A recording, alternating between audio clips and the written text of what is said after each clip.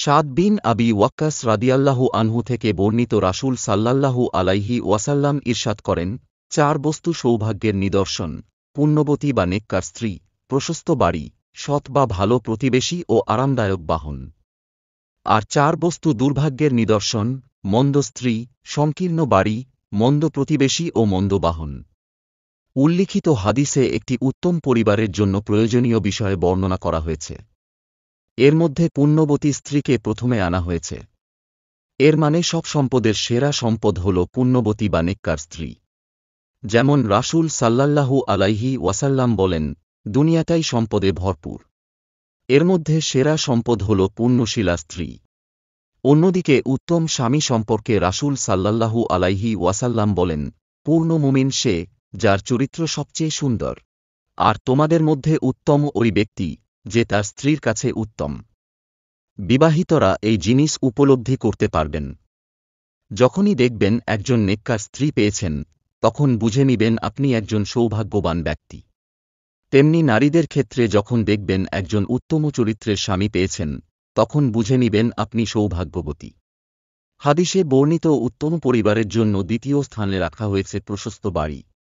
অন্য বর্ণনায় এসেছে প্রশস্ত ও বহুবিধ সুবিধা সম্পন্ন বাড়ি, অর্থাৎ যে বাড়িতে কিচেন, বাথরুম, টয়লেট, অতিথি কক্ষ, পাঠকক্ষ, খাবার কক্ষ, ইবাদতখানা, লাইব্রেরি, খোলা বারান্দা, বাগানপুকুর, গাড়ি-ঘর, কর্মচারী কক্ষ, হাঁস-মুরগির ঘর, গরু-বকরির গোয়াল ইত্যাদি নিত্য প্রয়োজনীয় সবকিছু আছে, সেটাকে বহুবিধ সুবিধাসম্পন্ন বাড়ি বলা চলে। পাশাপাশি এ যুগের আবিষ্কৃত AC, fridge, cooker, oven, fan, light, washing machine আনুষঙ্গিক বিষয়ে প্রয়োজনীয় বস্তুর অন্তর্ভুক্ত। এগুলো তাকওয়া পরিপন্থী নয়। কেননা সামর্থ্যবানদের জীবনযাপন কখনো গরিব অসহায়দের মতো হবে না। রাসূল সাল্লাল্লাহু আলাইহি ওয়াসাল্লাম ইরশাদ করেন, নিশ্চয়ই আল্লাহ বান্দার ওপর তার নিয়ামতের নিদর্শন দেখতে ভালোবাসেন।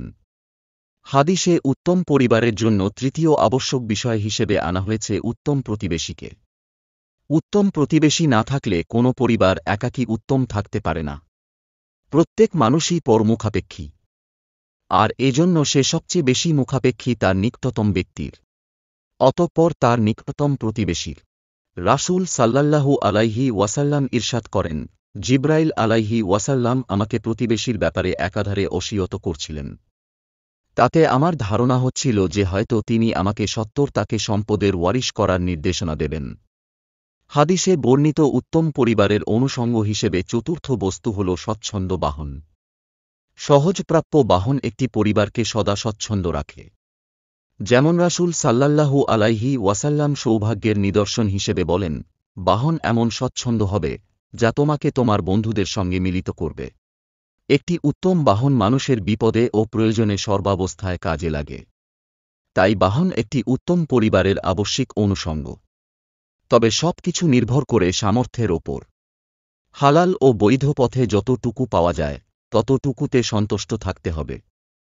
না পেলে ধৈর্য ধারণ করতে হবে এবং আল্লাহর রহমত কামনা করতে হবে।